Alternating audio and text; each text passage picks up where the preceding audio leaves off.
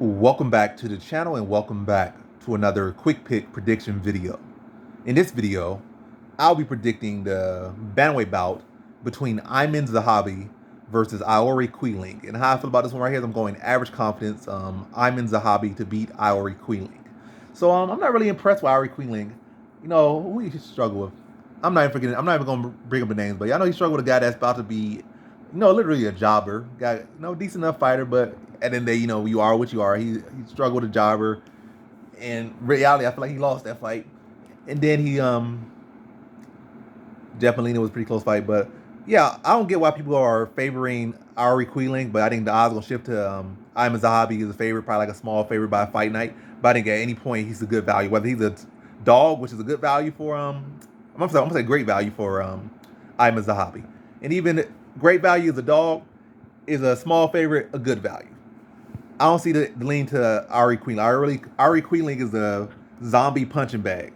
He could be aggressive on his power, but as we saw, Aiemann Zahabi was able to deal with just an aggressive fighter with not the most technical skills, and that's why I would say Aoriqileng. He got a little bit more power than Ricky Turcios, but I think Ricky Turcios would beat Aoriqileng, to be honest. Aoriqileng ain't going nowhere. He a bottom dweller. That's the peak of his career, the peak of his life in MMA. As sad it is to say, he's a bottom feeder. That's the best he's gonna be. He'll be a bottom fed or a bottom feeder. He's gonna at his best. That's what he is.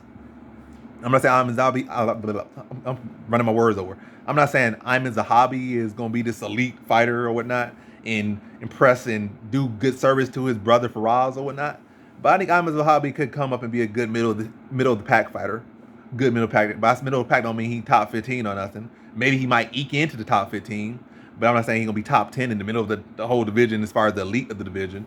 But I feel like he could be in the middle pack and maybe at best be like a 12 through 15. I think that's where he could get him. But Aoriqileng ain't never gonna breathe on a ranking. He's a zombie punching bag who's just aggressive.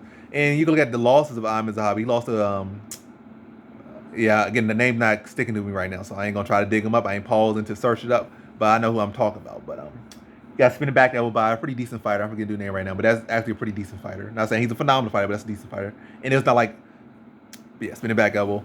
And then he did lose a decision to let me stop trying to reference, because my reference what's about the names is like, what are you saying? By the way, what I'm gonna say is where fights he could lose is like to better competition, like guys that actually have stuck around and have shown staying power in the UFC, and maybe a guy that's going to kind of engage him in a chess match and actually be able to force him to follow him a little bit and just outpoint him. Not a guy that's going to come in here like a literal low tier zombie that's going to be there to be punched and hit and stuck and move on, like a guy that only can move straight forward and back, zombie face, and eat punches and look to try to crack you. Hey, he got a puncher's chance, but all he is going to be. It's not the style to beat Aiemann Zahabi is what I feel. Not a technical striker, zombie face coming forward. It's just gonna be a moving heavy bag for Aiemann Zahabi. I was gonna be a little bit more than that, a moving punching heavy bag. But I think Aiemann Zahabi should be close to a decision on him. This guy stay on his P's and Q's. It should be a close decision. Don't see nothing surprising from a zombie punching bag with no real alterations, no real surprise factor to him. Like what he's gonna do.